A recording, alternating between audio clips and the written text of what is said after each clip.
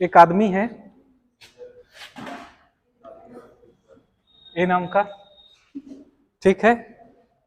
उसके 4 बच्चे हैं, बी, सी, डी और ई, ठीक है।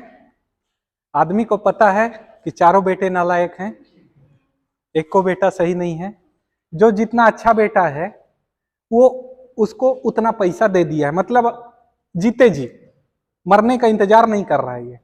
ये बोल रहा है कि मेरी सभी संपत्ति मतलब 100% संपत्ति, ठीक है। लड़का का ये जो बी है वो कम नालायक है, तो इसको मैं देता हूं 50%। ये थोड़ा ज्यादा नालायक है तो इसको देता हूं 20%, इसको भी दूंगा 20% और इसको दूंगा 10%,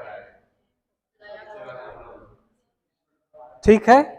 मतलब एक संपत्ति है और उसमें हिस्सा सबका अलग अलग है, ठीक है। बी को मिला 50%, सी को 20%, डी को 20%, ई को 10%। सबसे कम मिला ई को, ठीक है। मतलब ये हो सकता है कि ये एक भूमि में इन लोग का हिस्सा है, ये 10%, ये 20, ये 20 और ये 50, ठीक है। ये भूमि में इन लोग का हिस्सा है, बंटवारा हो चुका है, ठीक है। लेकिन अभी काम साथ में कर रहे हैं। ये इसने डिसाइड कर दिया कि ये परसेंट रहेगा सबका इस भूमि में से सबको, लेकिन निर्धारित नहीं किया है कि कहां कौन खेती करेगा। कंडीशन समझ रहे हो? इसने क्या किया है, सबको हिस्सा निर्धारित कर दिया है। ये ई का हिस्सा है, ई का हिस्सा है। अब ई को सबसे कम मिला है और नालायक भी है, गुस्साएगा भी, गुस्सा तो होगा ही, ठीक है। बाप से काफी गुस्सा है। बाप के जीते जी इसने क्या किया कि इसने जे नाम के एक व्यक्ति को अपना हिस्सा बेच दिया। किसको बेच दिया? जे नाम के व्यक्ति को, ठीक है। तो जो इसके अधिकार और दायित्व हैं वो सारे अधिकार और दायित्व जे को चले जाएंगे। ये धारा 44 बताता है कि संयुक्त संपत्ति में से यदि कोई व्यक्ति अपने अंश का या अपने हित का ट्रांसफर करता है तो वो समस्त अधिकार जो इसके हैं वो तत्प्रतिकूल संविदा के अभाव में, अगर कोई ऐसी संविदा नहीं है अगेंस्ट में, तो सारे अधिकार चले जाएंगे जे को, ठीक है। यानी दूसरे व्यक्ति को जिसको अधिकार सौंपे गए हैं, ठीक है। और फिर ये उन सारे अधिकारों का प्रयोग कर सकेगा जो ई के अधिकार हैं, मतलब ई के सारे अधिकारों का प्रयोग जे कर सकेगा। वो चाहे तो विभाजन भी करवा सकता है।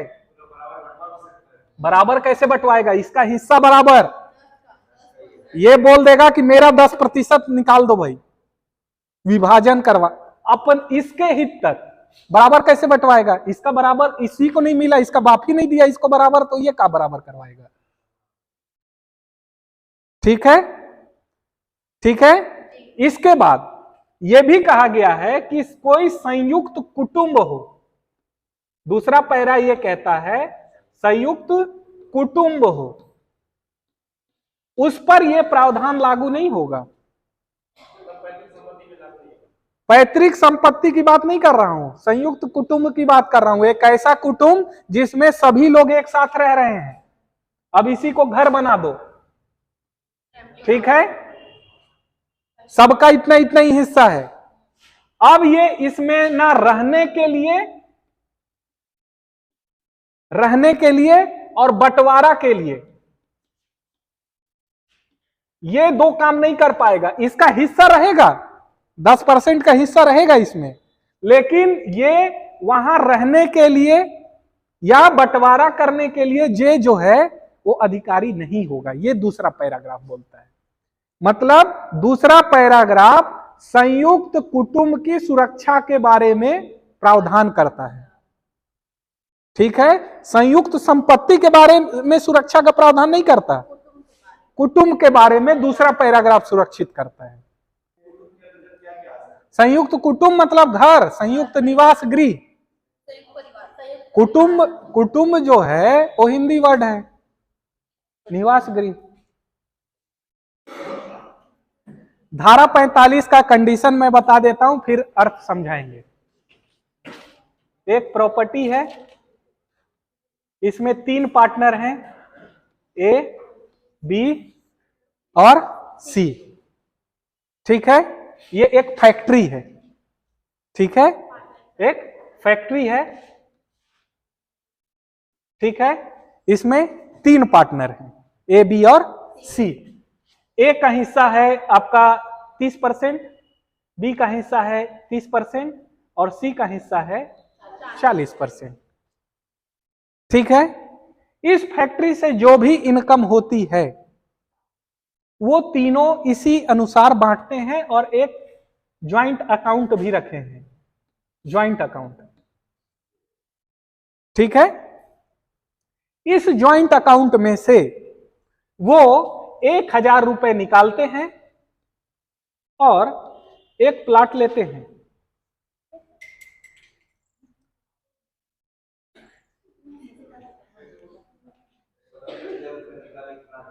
चलो 1000 में नहीं आएगा, अब कितना हुआ? अब गिन ही नहीं पा रहे हो, औकात के बाहर चला गया। 1 करोड़। ठीक है, तो 3 लोग का है 1 करोड़।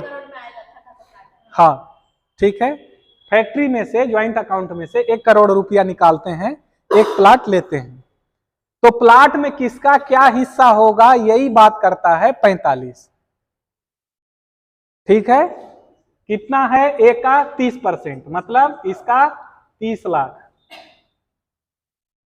इसका 30 लाख और इसका 40 लाख लगा है, ये माना जाएगा। ठीक है, ये मान लिया जाएगा कि इसका 30 लाख लगा है, इसका 30 लाख लगा है, इसका 40 लाख लगा है। और इसी अनुसार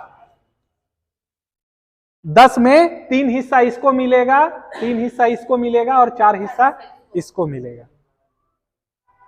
मतलब 1 में 0.3 इसको मिलेगा, 0.3 इसको मिलेगा और 0.4 इसको मिलेगा। समझ रहे हो?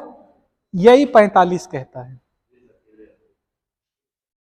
45 ये कहता है कि जब कोई ऐसी संपत्ति है जो कि सबके संयुक्त में से है और उस संपत्ति से कोई प्रतिफल निकाला जाता है, ठीक है, उस कोई संपत्ति खरीदी जाती है, उसके लिए प्रतिफल जो है वो इस संयुक्त खाते से निकाला जाता है, ज्वाइंट अकाउंट से निकाला जाता है। तो क्या किया जाएगा? इस खाते के अनुपात के अनुसार सबका हिस्सा होगा। यहां जो अनुपात है वही अनुपात के अनुसार सबको हिस्सा मिलेगा।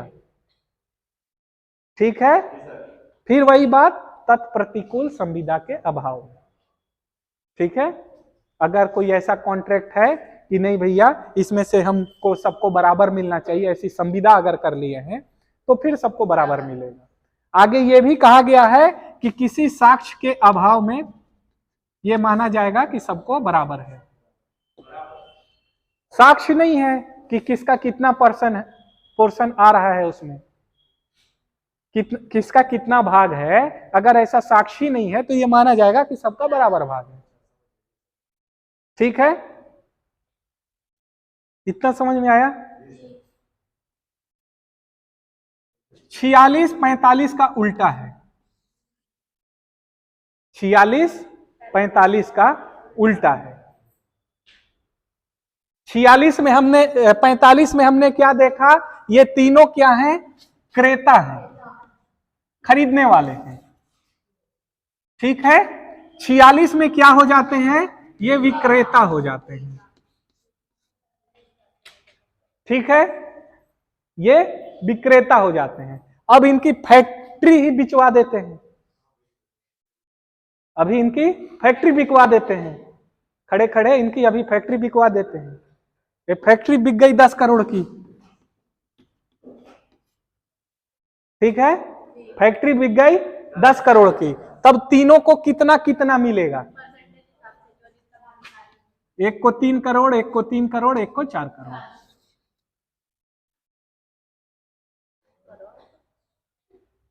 ठीक है, एक को 3 करोड़, एक को 3 करोड़, एक को 4 करोड़। ठीक है, क्योंकि अनुपात भी इन लोग का इतना ही है, समझ गए। ये 45 का उल्टा है 46। ठीक है, इसमें भी वही बात कहा गया है कि अगर कोई प्रतिफल लिया जाता है संयुक्त अंतरण के संबंध में, तो ये माना जाएगा जितना अंश है उसी के अनुसार उनका बंटवारा किया जाएगा। ठीक है, तत्प्रतिकूल संविदा के अभाव। ठीक है, तो ये था आपका